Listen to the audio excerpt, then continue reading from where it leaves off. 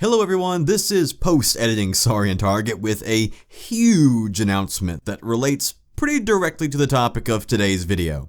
So just a couple of days ago, as of recording this edit anyway, master programmer Ornithomimid1 and the Carnivores programming community were successfully able to program in map-specific ambient animals that work on new actual AI slots instead of just being animated objects. And if you're unfamiliar with what animated objects are, I will elaborate on that in just a little bit in the rest of this video, the intro, in just a few moments. So basically, they were able to program in brand new animal AI slots that can spawn in specific areas of the map or only spawn in on specific maps that react to your presence with rarity values and aggression. I mean, this is truly groundbreaking stuff. I mean, there are fish that spawn like only in deep water, and then there's fish that only spawn in like lakes or close to the shoreline. There's, of course, the Ichthyornis, who we already showcased in the pack hunting carnivore AI video, who flies around and lands in the water or on land and swims about and just is incredible.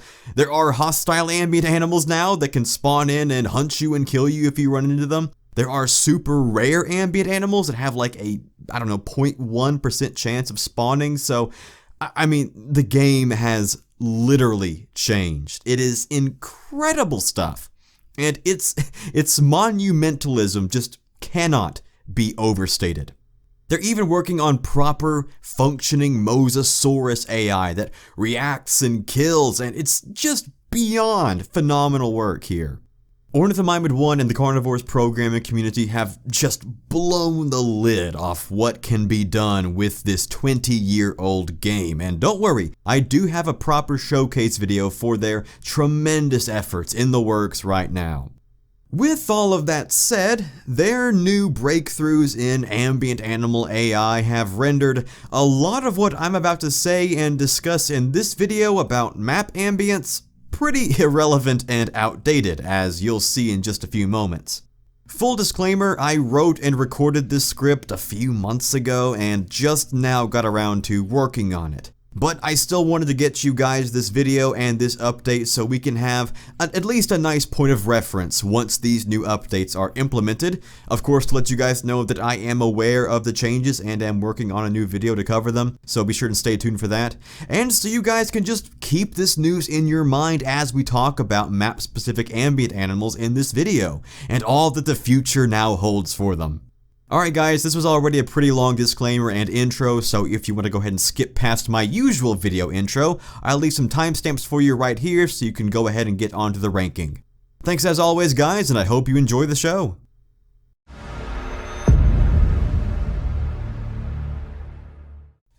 Hello everyone! This is Sorry and Target welcoming you back to another Carnivores ranked video, where today we are ranking all of the map-specific creatures, otherwise known as map ambients, in the critically acclaimed reopening of the Central East Tour, Carnivores Plus.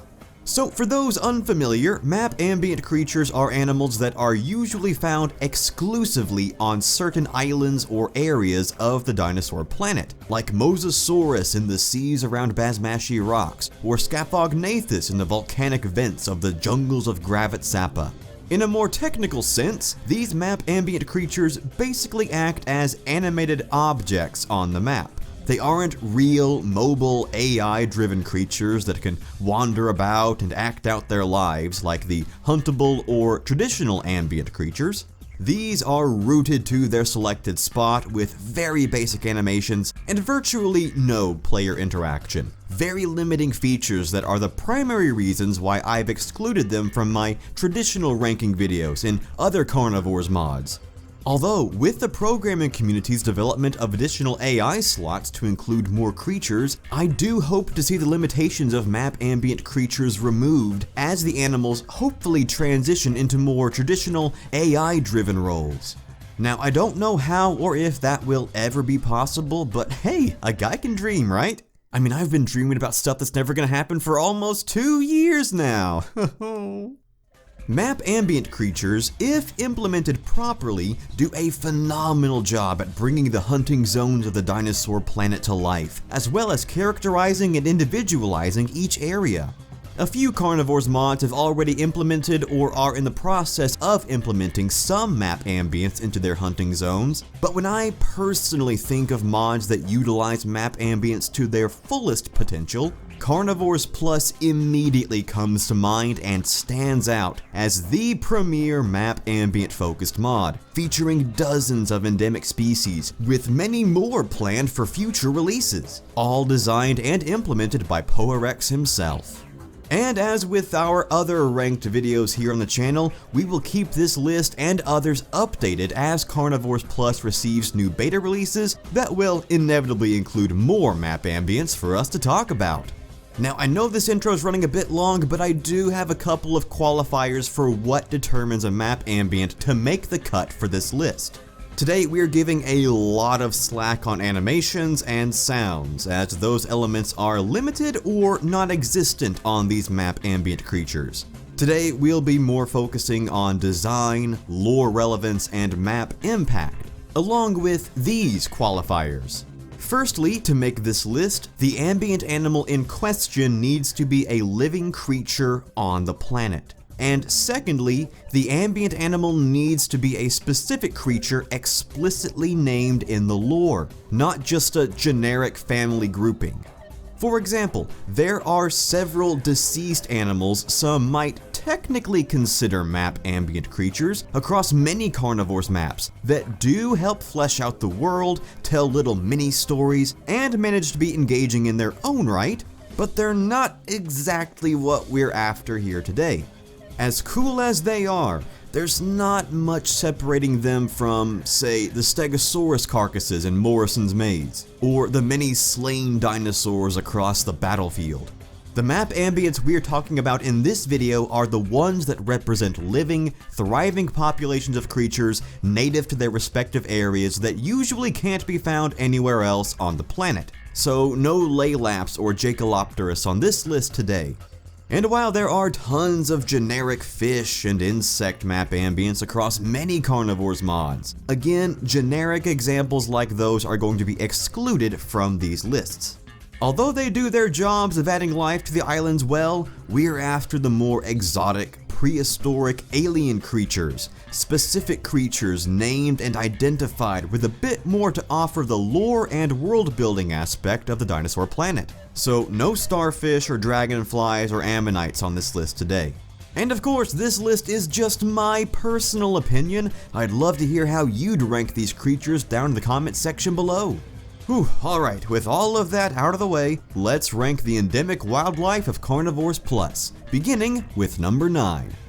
Starting off our list at number 9 is the great seafaring reptile Prognathodon. Seeing aquatic creatures in Carnivores has been a dream for many of us for over 2 decades, and with the inclusion of Carnivores Plus's map ambient creatures, that dream has been more or less realized. Perhaps not in the fully immersive way we had hoped for, but as a stepping stone and starting point, it is wonderful nonetheless. Prognathodon is a massive marine reptile that inhabits the deep water surrounding the Gulf of Keturah, hunting down whatever it can get its jaws around. It's a fantastic inclusion that helps expand the list of marine reptiles past the only one we've had for years, Tylosaurus. But unfortunately, the Gulf's native Prognathodon don't do much currently.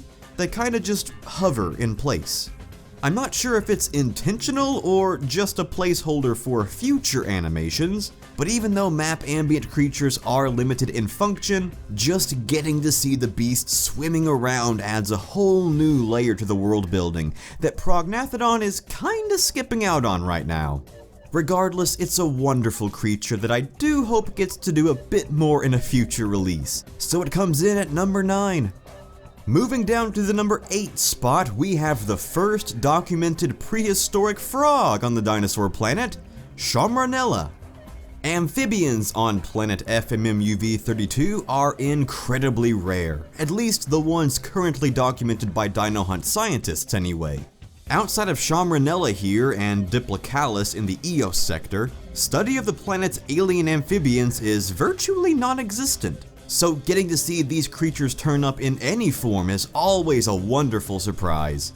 Like Prognathodon, Chamranella can be found in the Gulf of Keturah, but unlike the great seafaring reptile, these ancient frogs spend their time around the Gulf's swamps and marshes, where they aim to avoid becoming prey to Prognathodon's smaller, semi-aquatic relative Judeosaurus.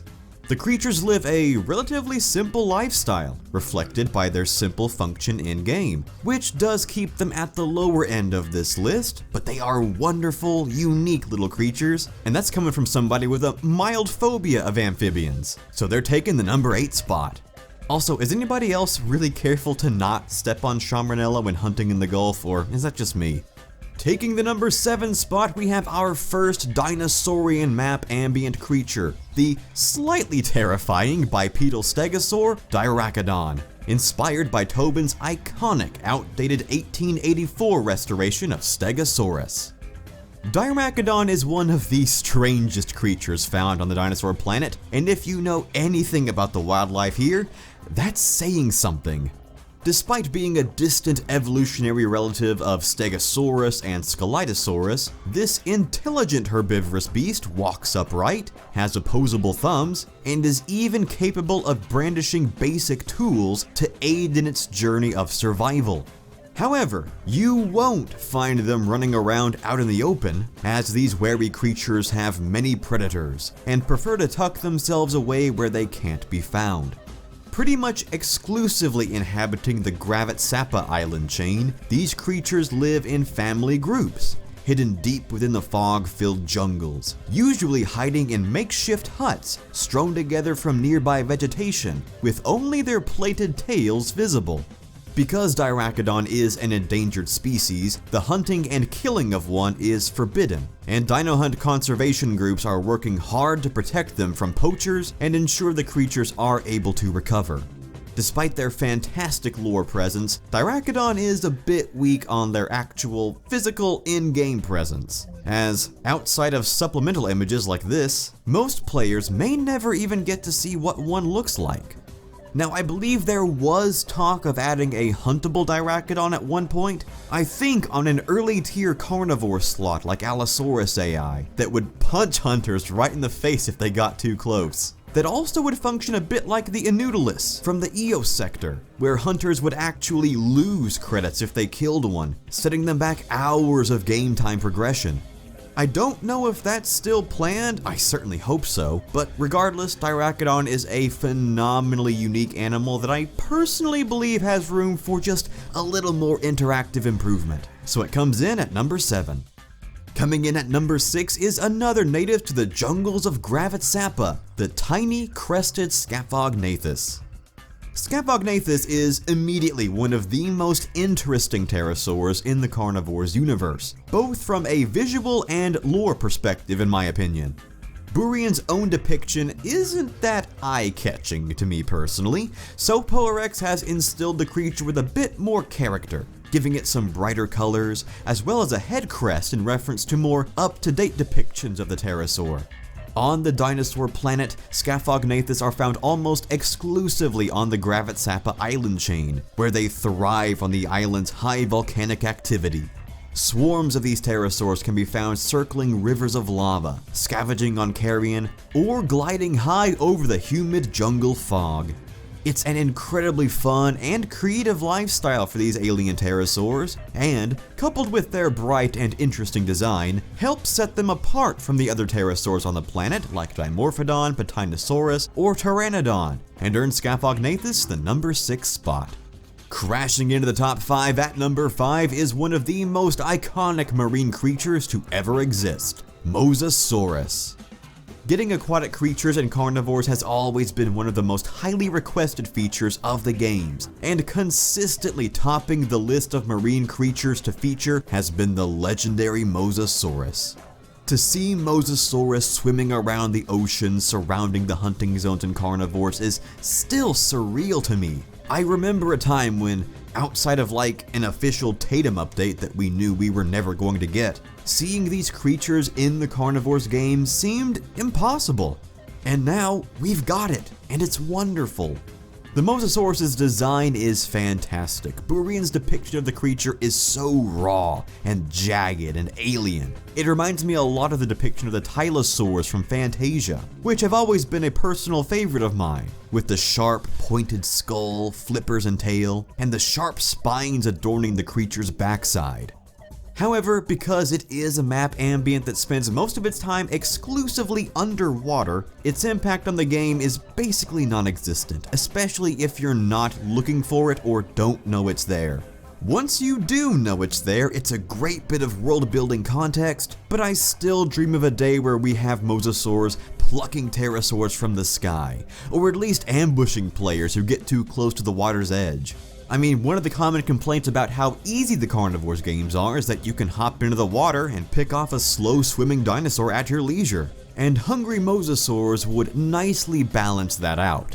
Still, the fact that we got Mosasaurus into Carnivores in the first place is incredible, and definitely earns it the number 5 spot.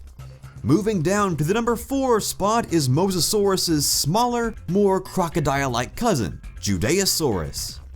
Found exclusively in the Gulf of Keturah, these little predators fill the same niche as crocodiles, patrolling the swamps near the Gulf's coast, and fulfilling top predator status in their ecosystem. Despite being related to Mosasaurus and Prognathodon, they do look a lot like little crocodiles, yet still retain key elements of the mosasaurs in their design, like the pointed snout and the wavy tail, as well as the sharp spines that run down the backs. They're also just painfully adorable, and my personal second favorite of these map ambient creatures. I hated not putting Judeosaurus farther up on the list, but I love watching them hunt on the surface of the swamps. They're so boss, but so cute. I want to collect them all and keep them all in a pool. Side note, don't actually collect crocodiles and keep them in a pool. That's really, really bad. They're wonderful little creatures with a great design, super important role in their ecosystem, and earn bonus points for being potentially merchandisable, and take the number 4 spot. Topping off the top 3 today is one of the strangest and most wonderful animals on the dinosaur planet, the semi-aquatic Spinosaur elephant-seal hybrid Spinosaurus. Much like Dirachodon, Spinosaurus is one of the most bizarre animals on the entire dinosaur planet. And despite its incredibly odd, almost mammal-like build, it's actually most closely related to the planet's spinosaurs, like Spinosaurus and Sigelmassasaurus.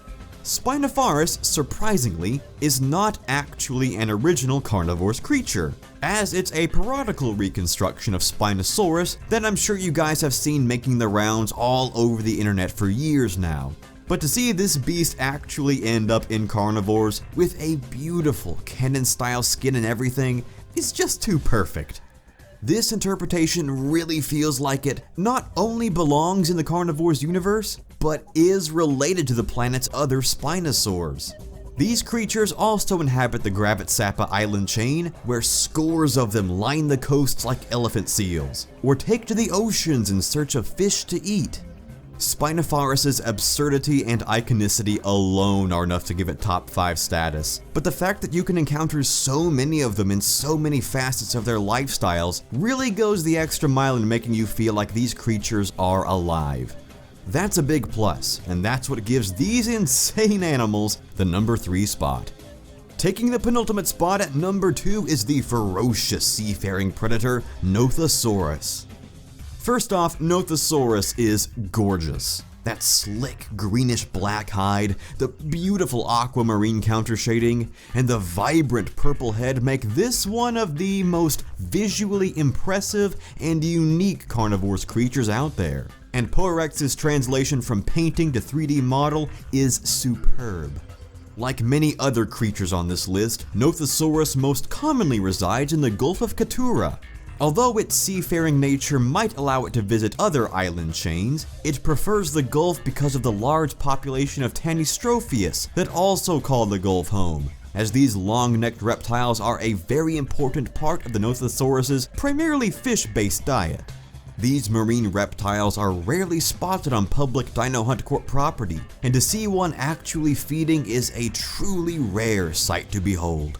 This is my personal favorite map ambient creature constructed so far, and with an incredible design and a unique animation amongst these endemic creatures, I think Nothosaurus definitely earns its number 2 spot. And the number 1 map-specific ambient creature in all of Carnivores Plus, in my opinion, is none other than the elegant purple sauropod Diplodocus, star of the fan-favorite map, Morrison's Maze. This iteration of Diplodocus, once again designed by Poerex, is actually a redesign of his original build of the animal, a build that more closely adhered to the Walking with Dinosaurs Diplodocus depiction.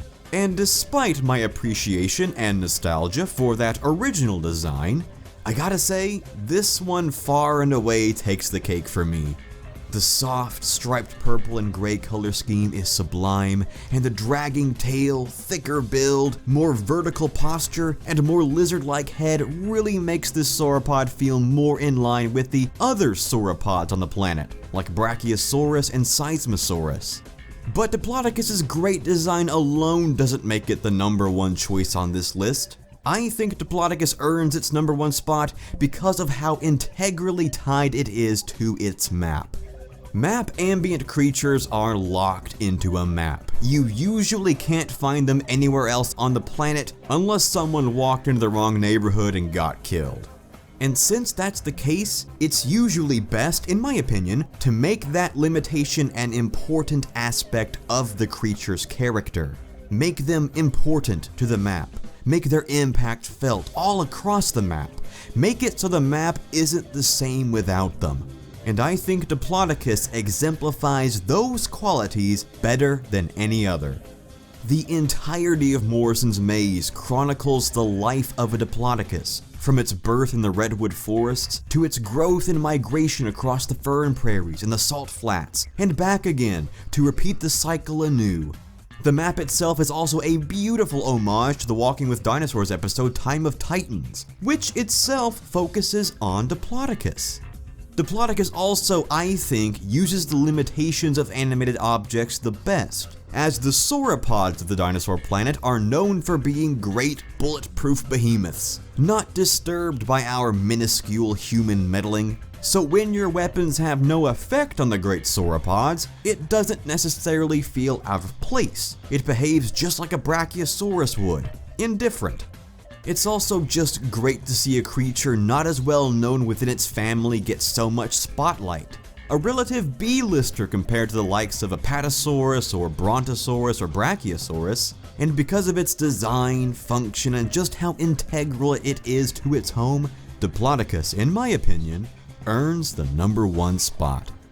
Alright, so there you go guys, this is my personal, totally biased, totally subjective ranking of all the current Carnivores Plus map ambient creatures.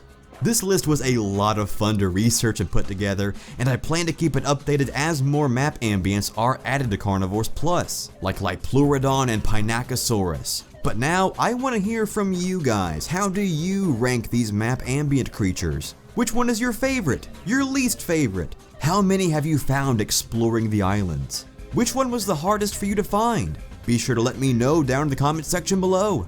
And guys, thanks as always for watching. I always appreciate you guys sticking around to check out these videos and for your awesome feedback. I had quite a few people mention in my other Carnivores ranked videos that they would like to see the map ambient creatures explored in the same format. So this video is thanks to you guys. As long as you guys keep watching this content, I will for sure keep making it. Thanks again guys, you are all the best, and I will see you guys next time. Hello everyone, thank you so much for watching. I genuinely appreciate it, and I really hope you enjoyed the video. If you do enjoy the Carnivores games and Carnivores content on YouTube, and want to help support this channel, you can do so at patreon.com/sauriantarget. There's a link down below in the description of this video. As many of you guys know, this YouTube channel is not my job, and it takes a lot of my time to work on videos.